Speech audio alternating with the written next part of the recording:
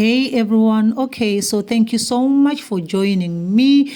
And the photo that you're looking at is Elisabeth Valerio, who is the interim president of a new political party in Zimbabwe called United Zimbabwe Alliance, or UZA. She said she's very confident that as a woman in politics, and she is going to win the 2023 harmonized elections. When she launched this political party, Elisabeth said local and international communities should take a proactive role in ensuring that the 2023 harmonized elections were going to be free and fair. Okay, she said she doesn't want to lose a vote because of anything, because she's very, very optimistic. Elisabeth is a businesswoman based in Hwange. Okay, she also promised to set up about 30 companies in various sectors of the economy before the next year, the next elections. Some of her members also took part in the just ended by elections, okay?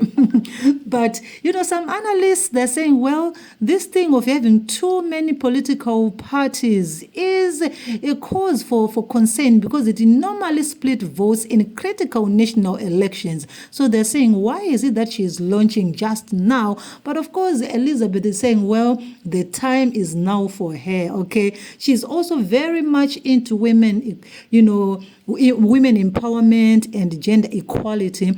Speaking of which, she said gender equality in Zimbabwe will require changes in our social and institutional practices. Section 56 of the Constitution of Zimbabwe states, women and men have the right to equal treatment, including the right to equal opportunities in political, economic, cultural, and social spheres.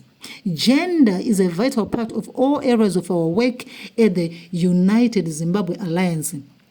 While women and girls constitute 52% of the population of our country, women traditionally still hold an inferior role in Zimbabwean society. Women often are paid lower wages and don't own or claim land except through their husbands or male relatives. A majority concern when it comes to our younger women in Zimbabwe is the issue of HIV and AIDS.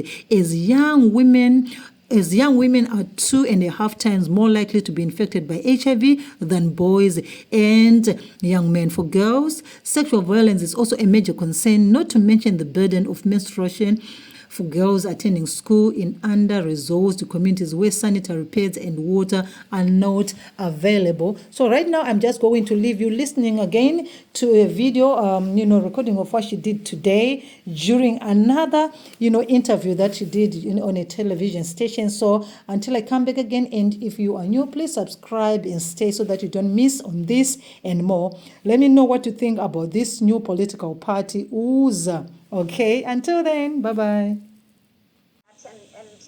Really, I was raised by a very strong woman. I happen to have been the daughter of the first woman in Zimbabwe to stand as president. She was a role model to me, but she was also a woman who I couldn't understand why and how she was so determined to see a very different Zimbabwe. She was well ahead of her time. And it's music to my ears, actually, to hear you say, I could be speaking potentially to a young woman, a young girl, a child maybe, who one day wants to become president of Zimbabwe. And I think the message that I really want to share with you, but with everyone in Zimbabwe, I think my job is actually not as difficult as it could be. And that is because I know as Zimbabwe, we have the most amazing people. When I think of everywhere that I've been around the world, it's the Zimbabwean people that have made me most proud, because we're building the rest of the world. But I think now it's time for us as Zimbabwe to refocus at the beauty that we have in our own country. And it starts with you. It starts with you, whether you're a child, a young girl, a young man, whatever it is that you're going through today. I think we need to all just refocus and realize that we have everything that we need here in Zimbabwe. What we need is change. What we need is a very different future, and that only starts by changing the people that are leading us into that future.